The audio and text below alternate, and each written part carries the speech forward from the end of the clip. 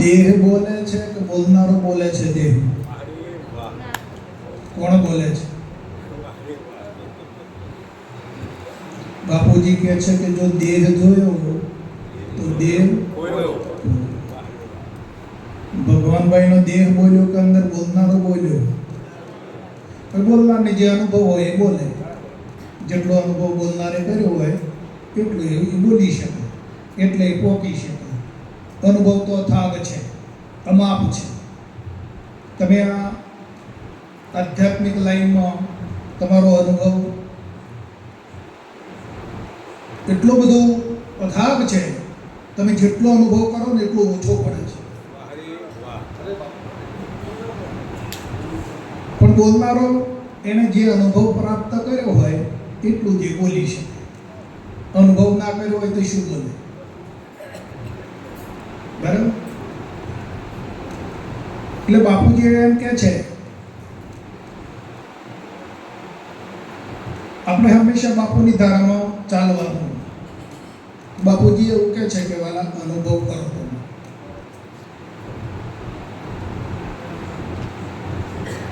બાપુજી લખ્યું છે ને વૃદ્ધારામાં, વાલા અનુભવ કરો એવું લખ્યું. હવે તમને બોધ આપી દીધો તો તમારે કાંઈ નહીં કરવાનું એવું કહી બાપુ. પણ બાપુજી એવું બોલ્યા છે કે અનુભવ કરો. તો શું અનુભવ કરીશું આપણે? અનુભવ શાનો કરીશું?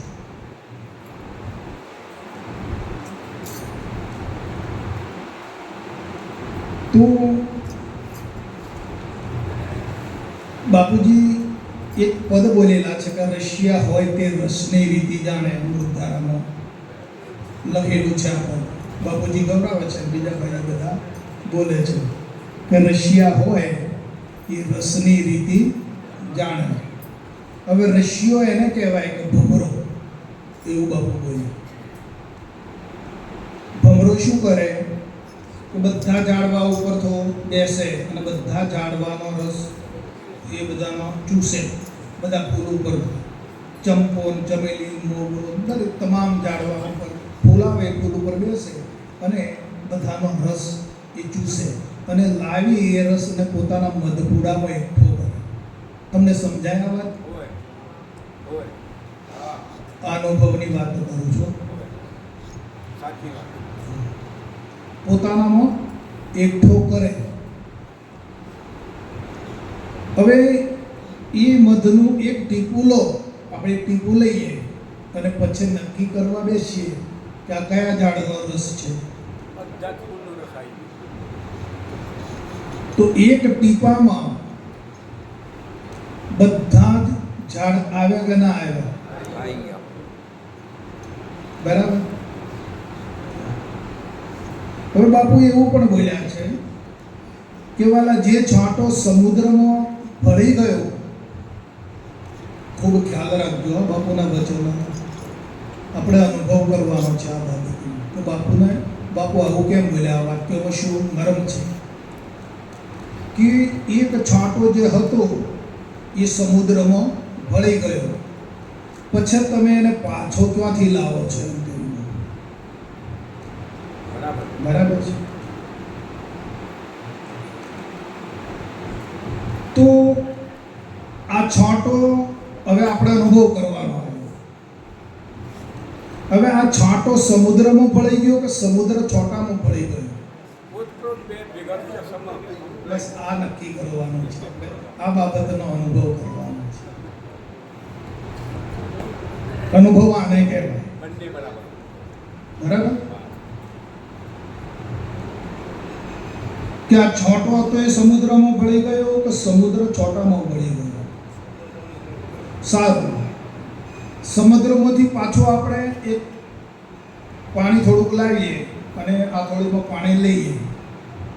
બરાબર? તો એ પાણીમાં આખો સમુદ્ર આવ્યો કે ના આવ્યો?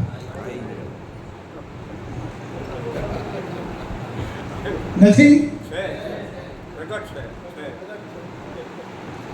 જે સમુદ્રનો સ્વાદ છે એ પેલું જે તમે અહીંયા આથોડીમાં એક ટપકું પાણી લીધું અને એને તમે ચાખ્યું તો તમને આખો સમુદ્રનો અનુભવ થયો કે ન થયો? આ અનુભવ આને કહેવાય.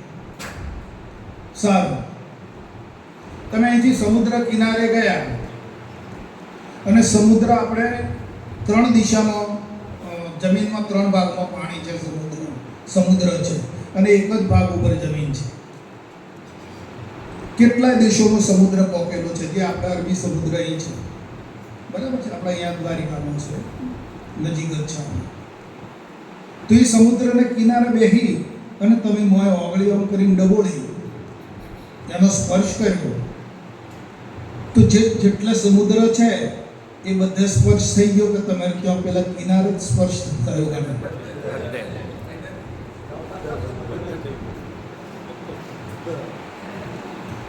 બરાબર. આ અનુભવ કેમ છો, કેવા છો તમે જોઈ લો.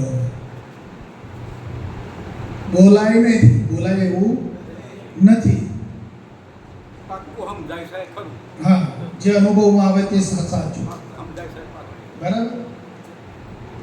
મન વાણી પહોંચે નહીં, બરાબર, અને ઉપમા રહી અનુ. હા,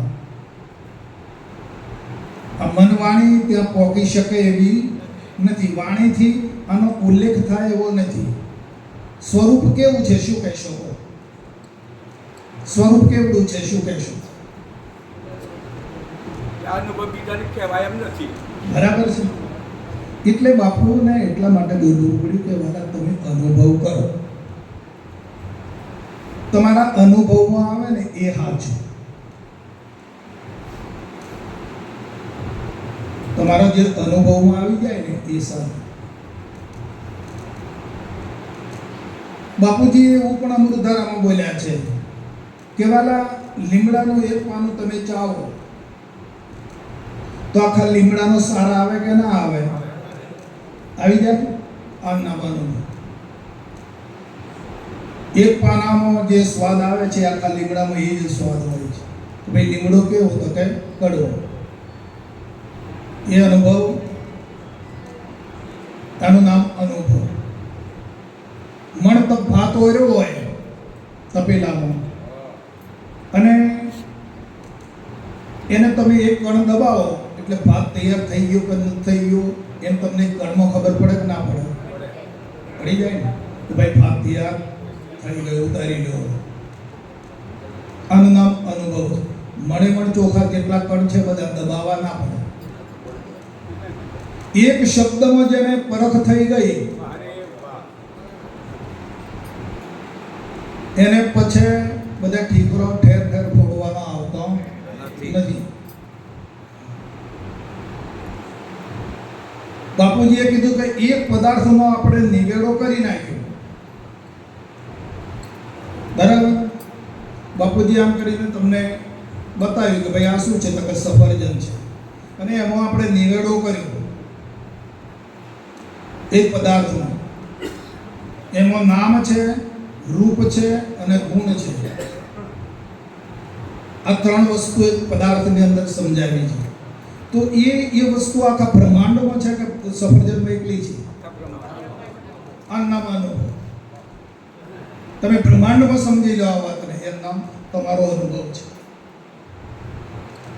તો આખા જગતનો સારાંશ એક પદાર્થની અંદર તમને બતાવી દીધો બાબા. આ તો અગત્યની વાત છે. સાચી વાત છે. આજ યુક્તિ, આ સાચી વાત છે. એક પદાર્થનો નિવેડો કરી નાખ્યો, બધાનો નિવેડો થઈ ગયો. તો આખા જગતનો નિવેડો તમે લાવી શક્યા છો. હવે તમારે જગતમાં કોઈને પૂછવું પડે એમ છે? જગત સામે તમારી દ્રષ્ટિ જાય ખરી? તમે જગતને જોઈ લીધું કે જ્યાં જઈએ તો આ નામ, રૂપ અને ગુણ સિવાય બીજું કાંઈ છે નહીં. અને એ પાછું બાપાએ ફેરવી નાખ્યું. નામને ઈશ્વર બનાવી દીધો, રૂપને માયા બનાવી દીધી અને ગુણને જીવ બનાવી દીધો. જીવ, ઈશ્વર ને માયા સિવાય બીજું કાંઈ છે નહીં. બોલો હવે તમારે જગત પાસે શું આશા રાખી શકો?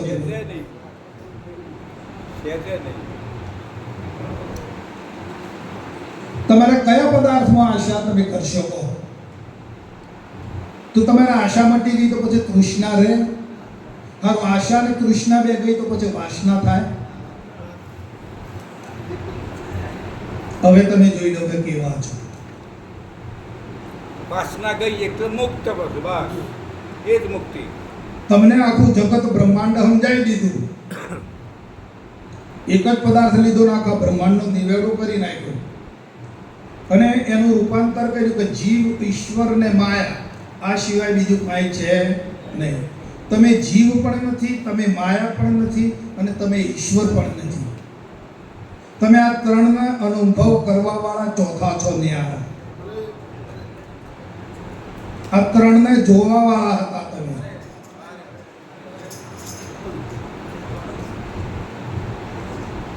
હવે તમારી આશા આ ત્રણમાં થાય ખરી? ના થાય. જગતમાં. હવે તમારા માટે જગત નથી વાલા. જાગ્યો જગતના દિશે. હવે તમારે આમાં કોઈ સંશય ખરો? ના. ના રે. કઈ બાબતનો સંશય થાય આપણને કહો હટો. હા, તમે એમાં પદાર્થમાં મારાપણું કરો અને હું પણ ધારણ કરો દેહમાં, અને પદાર્થમાં જ્યારે મારાપણું કરશો તો તમારે બધી બળતરા ઊભી થશે. નકર નથી થાય એવી. તમે પદાર્થને, જગતને જેમનું છે એમ જાણ્યું છે, સમજ્યા છો, અને પછી જો તમે એમાં મારાપણું કરો, તમે તો ચોથા છો, ન્યારા છો, અને એમાં જો તમે મારાપણું કરશો તો પછી બળતરા સિવાય બીજું કાંઈ રહેશે નહીં. આ તમારો અનુભવ.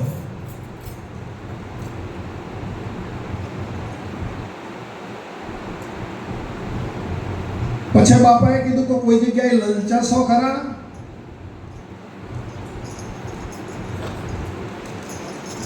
તમે કોઈ જગ્યાએ માલિકને મળવા જશો તો કોઈ જગ્યાએ કોઈ લાલચમાં આવશો ખરા?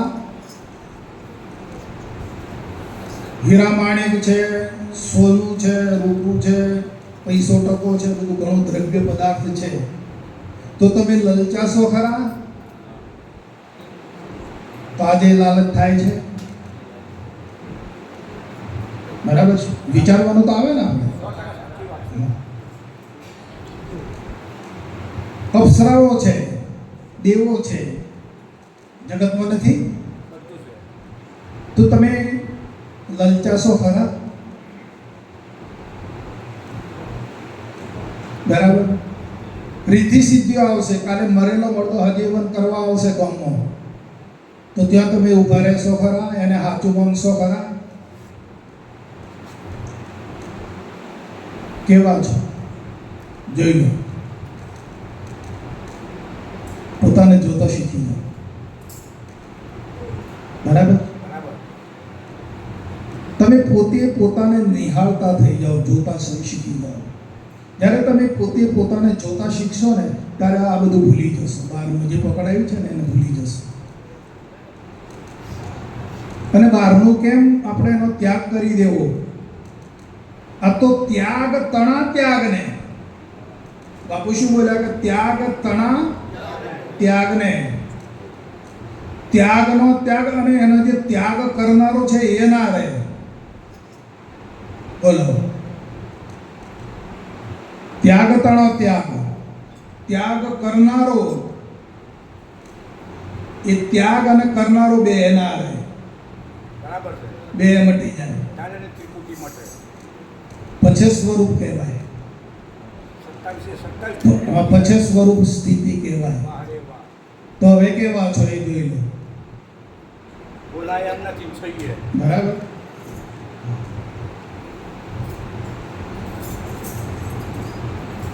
તો હવે આપણામાં કોઈ પણ બાબતનો સેજ પણ રંચ નથી. બાપાએ રાખ્યો નથી. આશા, તૃષ્ણા, વાસના, કઈ લાલચ, બરાબર છે, ઈચ્છા. એ જીવ ક્યાં ઈચ્છતે હે ઈચ્છા દુઃખ કા મૂલ હે. ક્યાં ઈચ્છતે? તારે શાની ઈચ્છા છે? અવધૂત બનાવી દીધા. બરાબર છે. અને પછી આપણે કેવા છીએ એ અનુભવ કરવાનો છે. બરાબર. આપણે બાપુ એવું પછી છેલ્લે બોલ્યા કે વાલા તમે એવડા મોટા છો, હવે આવું બોલ્યા નથી બોલ્યા બોલ્યા કે તમે કેવડા મોટા છો. થોડોક પદનો વિચાર કરજો અને ઘેર જઈને પણ કાયમ આ વચનો યાદ કરી દીધું. કેવડા મોટા છો, તમારાથી કોઈ મોટું નથી.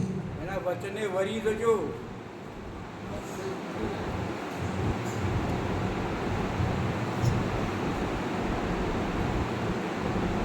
તો બસ આપણે આ પદને જાળવી રાખવાનું છે અને બાપાને જે કામ કરવા માટે મોકલ્યા આપણે એ કામ કરી રહ્યા છીએ. બાપાનો જે સંદેશો છે એ સંદેશો પહોંચાડીએ છીએ. આપણે બીજી કોઈ જાતની લાલચ છે નહીં.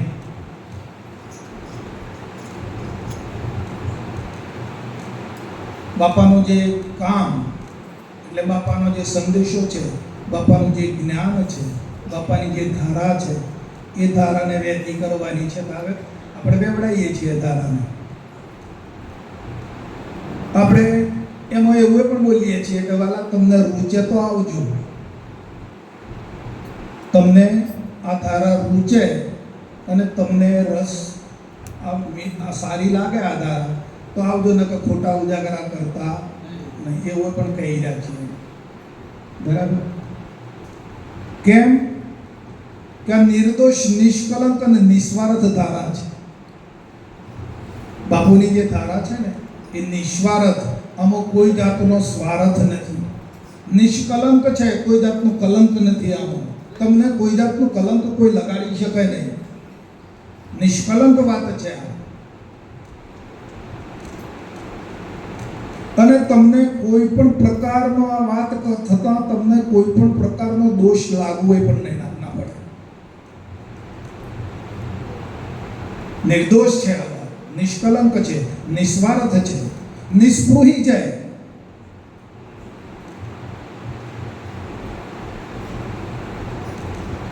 તો આવા નીડર બનીને પછી કંઈક ને કંઈક કચરો લઈને ફરતા હો તમે. આશા, તૃષ્ણા, વાસના, કંઈક બનવાનો, કંઈક આ કરવાનો, તે કરવાનો, કંઈક મળે તો લઈએ લેવાનો, આવી સ્વાર્થ બુદ્ધિ રાખતા હોય તમે તો પછી બાપુની ધારા ના અધિકારી તમે આપણે નથી.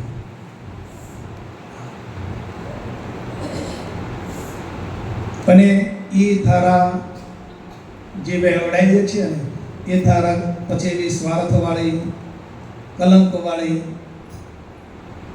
એ ધારા કોઈ ભલવે ના કરે. એક ટકે નહીં જાતી. હા, એ કોઈને ઉતરે નહીં એ ધારા. અમે તમને આટલું આટલું લડીએ છીએ તો દોડી દોડીને કેમ આવો છો? તમારા માટે નથી આવતા અમે. બરાબર. કેમ કે આ ધારા તમને અનુરૂપ છે. આ ધારા તમારામાં ઉતરે છે અને ધારા તમારામાં ઉતરીને તમને પવિત્ર કરે છે.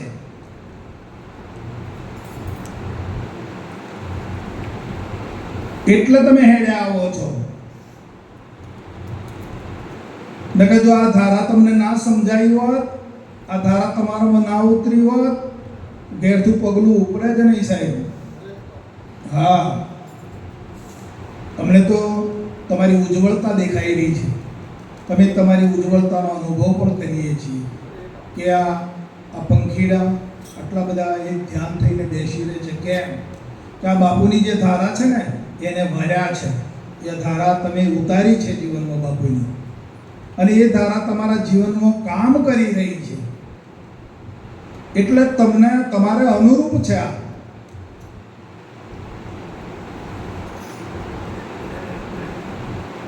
એટલે તમે સત્સંગની અંદર આવવાનો પ્રયાસ કરી રહ્યા છો.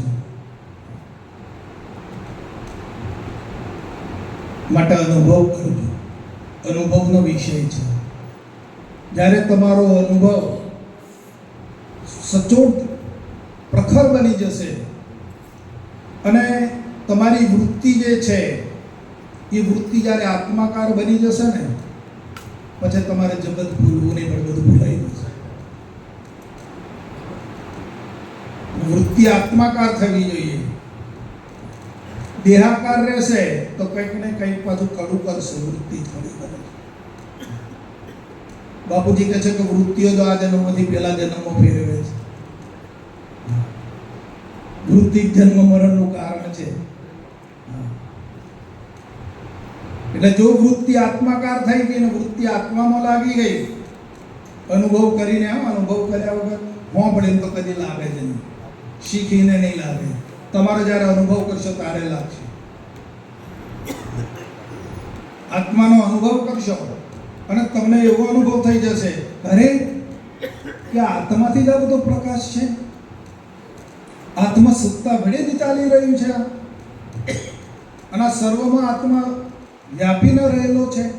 એ અનુભવ પ્રગટ થઈ જશે. તમને પછી બીજું ત્રીજું નહીં દેખાય. એક કેવળ તમે આત્માનો દર્શન કરશો. પછી આ બેન બેઠીને આ ભાઈ બેઠો એ નહીં દેખાય તમારી દ્રષ્ટિમાં. એક કેવળ આત્માનો દર્શન કરી શકશો. કોઈના પ્રત્યે તમને કોઈ ભાવ બીજો અઘટિત ભાવ પણ ઉત્પન્ન નહીં થાય. હા, એકત્વ આવી જાય. પણ ક્યારે? અનુભવ થતા રહે. આત્માનો જ્યારે અનુભવ થતા રહે. આપણી વૃત્તિ આપણી શુરતા જ્યારે આત્મામાં લાગી જાય, આત્મા એટલે શબ્દ, એ યોગ જ્યારે મજબૂત થઈ જાય, કમ્પ્લીટ થઈ જાય, પછી જ સાહેબ આ બધું હરખું ભાજશે તમને.